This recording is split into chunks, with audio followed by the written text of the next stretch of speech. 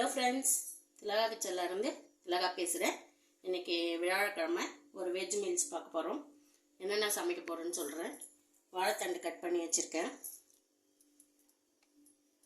அரைக்கீரை வச்சுருக்கேன், அரைக்கீரையும் பொடி பொடியாக கட் பண்ணி வச்சுருக்கேன். காலிஃப்ளவர் சுடு தண்ணியில் கல் உப்பு போட்டு நல்லா ஒரு 2 முறை வாஷ் பண்ணி எடுத்துருக்கேன். அதில் இருக்கிற அழுக்கு புழுலாம் வந்துடும் இல்லைங்களா. வாஷ் பண்ணி கொஞ்சம் ஃபில்டர் பண்ணி வச்சுக்கோங்க. உடனே போட்டோம்னா பிரிஞ்சு வந்துடும் மசாலா. இதை தேங்காய் வச்சுருக்கேன்.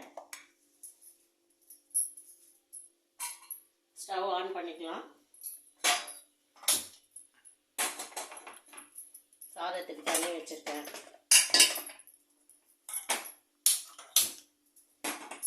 வாழைத்தண்டுக்கு பருப்பு போட்டிருக்கேன். கொஞ்சம் துவரம் பருப்பும் கொஞ்சம் கடலை பருப்பும் போட்டிருக்கேன். தண்டு கட் பண்ணி எடுத்ததுக்கப்புறமா பருப்பு போட்டுக்கலாம். முதல்ல போட்டுட்டோம்னா தண்டு சில தண்டு மொத்தமானதாக இருக்கும், நாராக இருக்கும். அதனால் எவ்வளோ நம்மளுக்கு கிடைக்குதுன்னு பார்த்துங்கன்னா அதுக்கேற்ற மாதிரி பருப்பு ஊற வச்சுருக்கேன். இதில் கடலைப்பருப்பு கொஞ்சமும் துவரம் பருப்பு கொஞ்சமும் போட்டிருக்கேன். தண்டை இந்த மாதிரி நார் எடுக்க இப்படி பண்ணிக்கோங்க. இந்த மாதிரி பண்ணும்போது அதில் இருக்கிற நார்லாம் வந்துடும். நான் எடுத்து தான் வச்சுருக்கேன் ஆல்ரெடி. இப்போவும் கொஞ்சம் கொஞ்சம் வருது பாருங்கள். சில வாழைத்தண்டில் நார் இருந்துகிட்டே இருக்கும். இதில் கொஞ்சம் மஞ்சத்தூளும் உப்பும் போட்டு கொஞ்சம் மோர் இருந்தால் மோர் ஊற்றி கூட நம்ம கட் பண்ணி ஃப்ரிட்ஜில் வச்சுட்டோம்னா அதனோட கலர் மாறாமல் அப்படியே இருக்கும். இல்லைன்னா தண்டு கருப்பாயிடும். இப்போ பருப்பு போட்டிருக்கேன். பருப்பில் கொஞ்சம் பெருங்காயம்,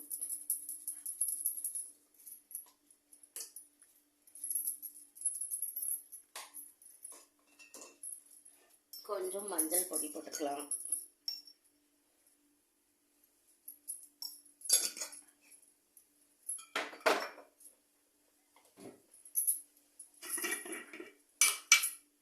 கொஞ்சம் குழம்பு மிளகா பொடி உங்கள் காரத்துக்கு ஏற்ற மாதிரி போட்டுக்கோங்க.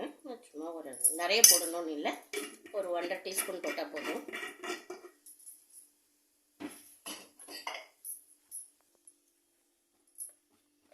ஒரு 4 பல் பூண்டு போட்டுக்கலாம்.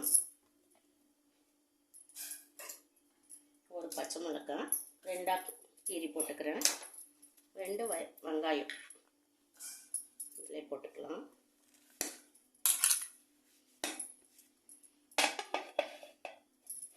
தக்காளி 2 தக்காளி எடுத்துக்கலாம். இதில் இருக்கிற உள்ள விதையெல்லாம் எடுத்துட்டு வெறும் தோல் மட்டும் போட போகிறேன். தக்காளி வெறும் நான் தோல் தான் போடுறேன். இப்போ வர தக்காளியில் ரொம்ப விதை இருக்குது.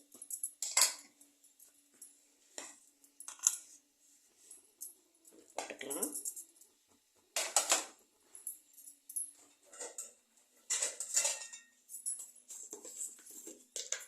கொஞ்சம் இதிலேயே சால்ட் போட்டுக்கலாம்.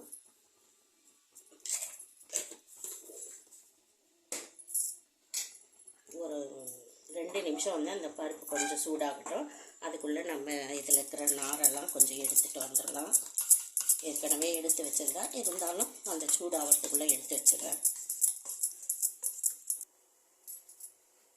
ஒரு 2 நிமிஷம் பருப்பு கொஞ்சம் சூடானோடனே இந்த வாழைத்தண்டை அதிலே போட்டுடுறேன். அதுக்குள்ளே இந்த பக்கம் தண்ணி கொதி வந்துடுச்சு. சாதத்துக்கு அரிசி போட்டுக்கிறேன். தண்ணி நிறைய வேண்டாம், கூட்டுன்றதுனால வாழைத்தண்டில் தண்ணி வரும். பருப்புக்கு கொஞ்சம் மேலே இருக்கிற மாதிரி தண்ணி வச்சுக்கலாம். க்ளோஸ் பண்ணி வச்சிடலாம். உங்கள் குக்கருக்கு ஏற்ற மாதிரி 2 விசில். இது சின்ன குக்கர்ன்றதுனால சட்டுன்னு விசில் வந்துடும். அதனால் 3 விசில் விடுறேன் நான். இப்போ காலிஃப்ளவருக்கு மசாலா போட்டுக்க போகிறேன். இது கார்ன்ஃப்ளவர் மாவும் அரிசி மாவும் 2 டீஸ்பூன் போட்டிருக்கேன்.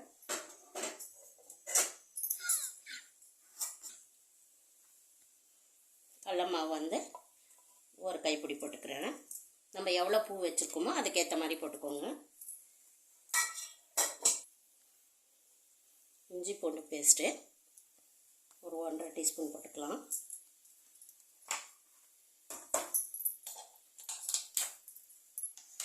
இது வந்து அரசு பொருட்காட்சியில் வாங்கினது காலிஃப்ளவர் மசாலா பவுட்ரு. இது நம்ம பூவுக்கு ஏற்ற மாதிரி போட்டுக்கலாம். இது இந்த மசாலாலேயே எல்லாம் மிக்ஸ் ஆகிருக்குது.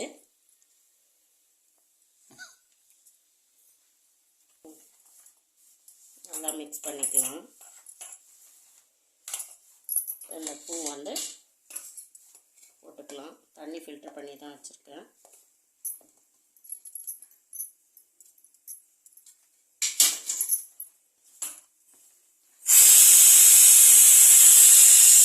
குக்கரில் விசில் அடிக்குது. இதில் தண்ணிலாம் விட வேண்டாம், வேணும்னா தெளிச்சிக்கலாம். அப்படியே மிக்ஸ் பண்ணி வச்சுட்டு அதை பாட்டின ஊறட்டும். காலிஃப்ளவர் வந்து மசாலா போட்டு பரட்டி வச்சிடுச்சு. இதை அப்படியே கொஞ்சம் ஃப்ரிட்ஜில் கூட வைக்கலாம், ஒரு முருன்னு இருக்கும்.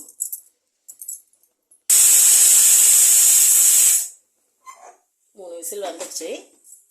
இப்போ வந்து நம்ம அரைக்கீரை பொரியல் பண்ணிக்கலாம். கொஞ்சமாக பூண்டு வந்து தட்டி வச்சுக்கிறேன். முழுசாகவும் போடலாம். முழுசாக போட்டால் நம்ம பிள்ளைங்க சாப்பிட மாட்டாங்க இல்லைங்களா, அதனால் நான் தட்டி போடுறேன்.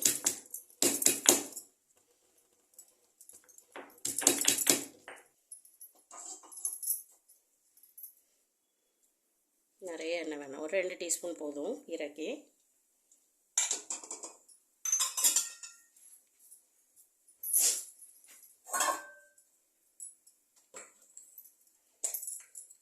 எண்ணெய் காய்ஞ்ச உடனே கொஞ்சமாக கடுகு,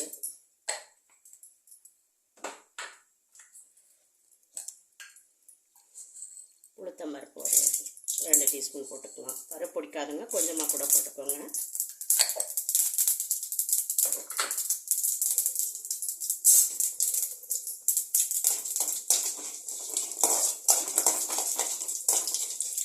கொஞ்சம் செவந்த உடனே இந்த இடிச்ச பூண்டாத்தில் போட்டுக்கலாம்.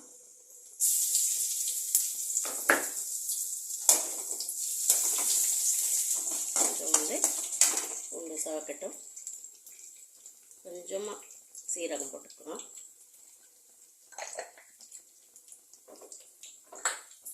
இது எல்லாமே ஜீரணத்துக்காக தான்.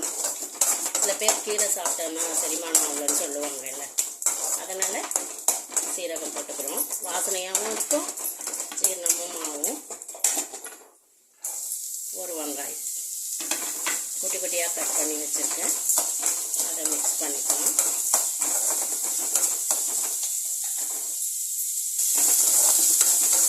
வெங்காயம் வதங்கிறதுக்கு உப்பு போடுவோம் இல்லையா, இதுக்கு போட வேண்டாம். நம்ம கீரை வந்து முதல்ல போட்டுட்டோம்னா அளவு தெரியாது. அதனால கீரை கொஞ்சம் வதங்கின பிறகு அதுக்கப்புறமா சால்ட்டு வந்து போட்டுக்கலாம்.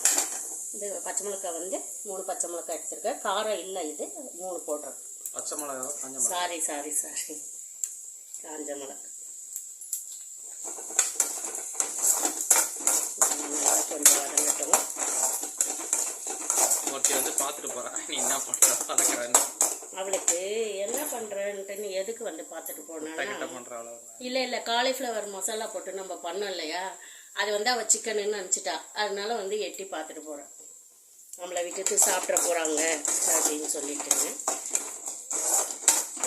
வெங்காயம் ஒரு 3/4 பதம் வதங்கினா போதும்.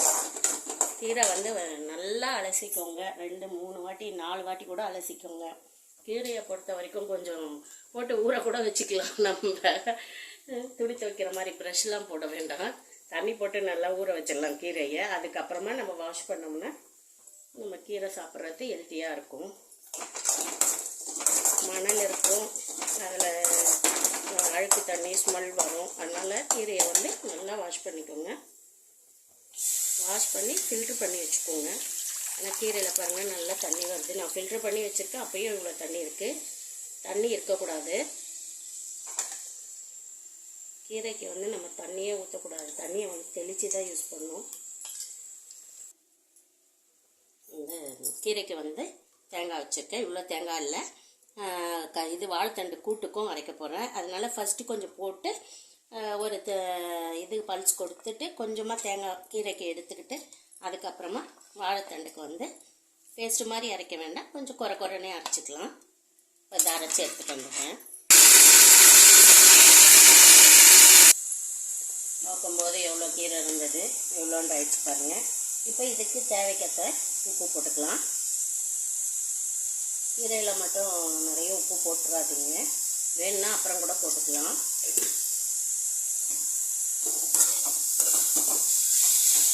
கொஞ்ச நேரம் ஆகட்டும். இந்த பக்கம் வந்து இதை எடுத்துடலாம்.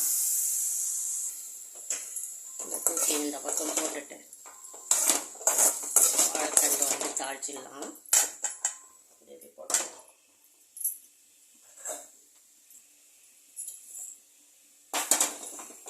கடாய் வச்சுக்கலாம். கொஞ்சமாக எண்ணெய் ஊற்றிக்கலாம்.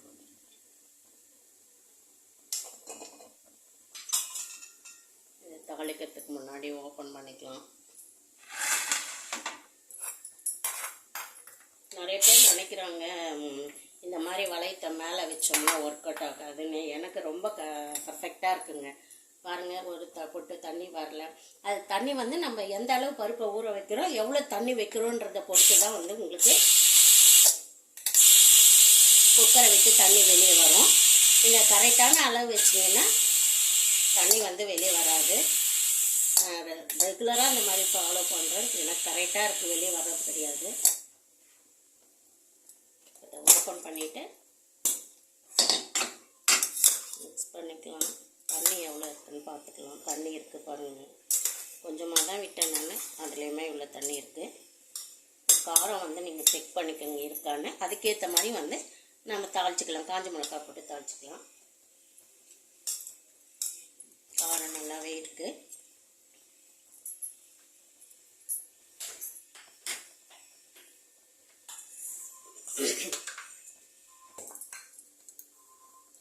கொஞ்சமாக கடுகு,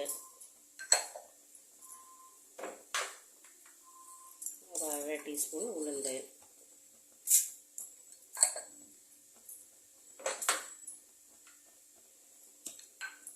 சீரகம் வந்து ஒரு 1/2 டீஸ்பூன்,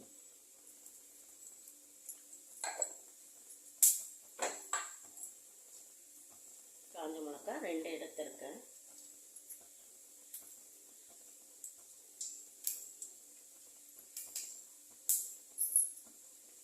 கிண்டி போட்டுக்கலாம். பொரியட்டும் நல்லா. கொஞ்சம் வந்து பெருங்காயத்தூள் ஆட் பண்ணிக்கலாம். எல்லாமே கொஞ்சம் செவந்துச்சு. கருவேப்பிலை ஒரு பொடி போட்டுக்கலாம்.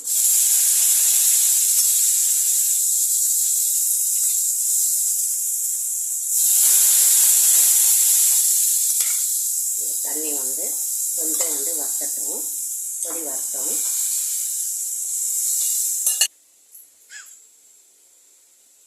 சாதம் வெந்துருச்சு. சாதம் வச்சிடலாம்.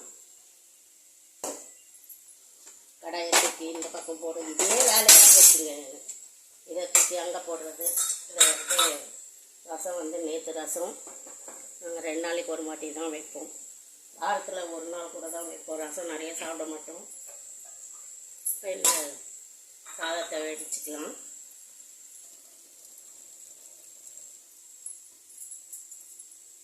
இந்த சாதம் வெடிக்கிற தண்ணி இருக்குல்லங்க, இந்த சாதம் வெடிக்கிற தண்ணியை கொஞ்சம் சால்ட்டு போட்டு வெண்ணெய் போட்டு குடிச்சோன்னா உடம்புக்கு அவ்வளோ நல்லது. இருக்கட்டும், பரவாயில்ல, பார்த்துக்கலாம். நீ பார்த்துக்கலாம். உண்மையான பூஸ்டர் தான் அது. வந்து இரும்பல் அதிகமாக இருக்கும்போது சாப்பிட்டிங்கன்னா நல்லா கேட்கும். இப்போ இதில் வந்து தேங்காய், கொஞ்சம் சோம்பு போட்டு நல்லா மெசியணும்னு இல்லை, கொஞ்சம் குறைப்பாக அரைச்சி எடுத்துக்கலாம். கொஞ்சம் தண்ணியாக இருக்கும்போது இந்த தேங்காய் அதில் விட்டுடலாம். பாருங்க, நல்லா மெசியெல்லாம் இல்லை.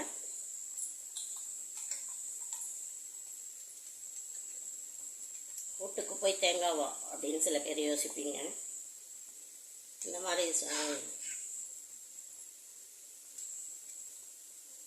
லாஸ்ட்டாக சோம்பு போட்டு அரைச்சி இந்த மாதிரி சாப்பிடும்போது ரொம்ப டேஸ்ட்டாக இருக்கும். எந்த கூட்டாக இருந்தாலும் சரி, லாஸ்ட்டாக இந்த மாதிரி செஞ்சு பார்க்காதவங்க செஞ்சு பார்த்து எப்படி இருக்குன்னு சொல்லுங்கள். கீரை ரெடி ஆகிடுச்சு. இந்த சைஸில் வந்து தேங்காய் வேணுன்றவங்க போட்டுக்கலாம், வேணான்றவங்க விட்டுடலாம். தேங்காய் போட்டால் பிடிக்குமே எங்களுக்கு.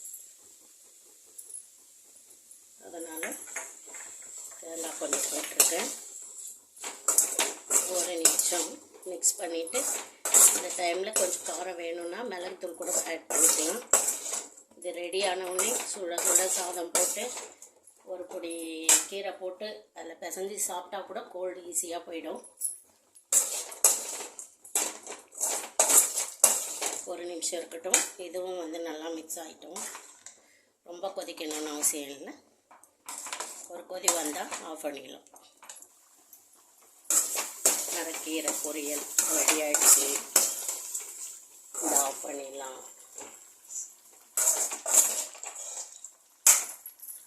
வாழைத்தண்டு கூட்டும் ரெடி ஆகிடுச்சு. இந்த வாழைத்தண்டு கூட்டோடு அந்த அரைக்கீரை பொரியலை வச்சு சாப்பிடும்போது அவ்வளோ அமிர்தமாக இருக்கும். அதுவும் இது மாதிரி தேங்காய் அரைச்சி போட்டு பண்ணும்போது இதையும் உரம் கட்டிடலாம். கடாய் வச்சு எண்ணெய் கொஞ்சம் ஊற்றிக்கிறேன் காலிஃப்ளவர் பொரிக்கிறதுக்கு. எண்ணெய் சூடாயிடுச்சு. காலிஃப்ளவர் போடுறதுக்கு முன்னாடி கொஞ்சம் அப்பளம் வறுத்து எடுத்துக்கலாம். எண்ணெய் சூடாகல இன்னும்.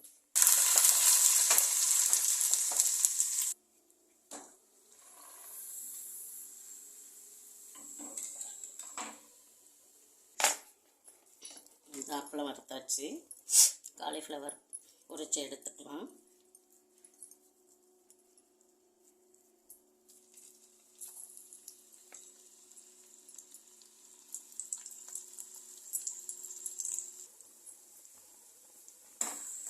காலிஃப்ளவர் 65 ரெடி ஆகிடுச்சு. எடுத்துடலாம்.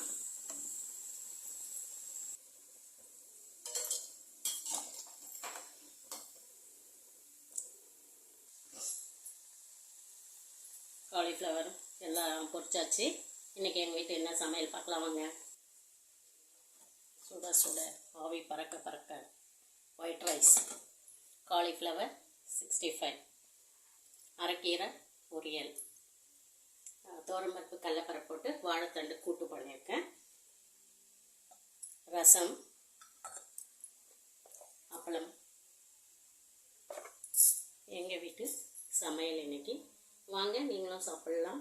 இந்த வீடியோ பிடிச்சிருந்தா லைக் பண்ணி ஷேர் பண்ணி கமெண்ட் பண்ணுங்கள். ஓகே, பாய்.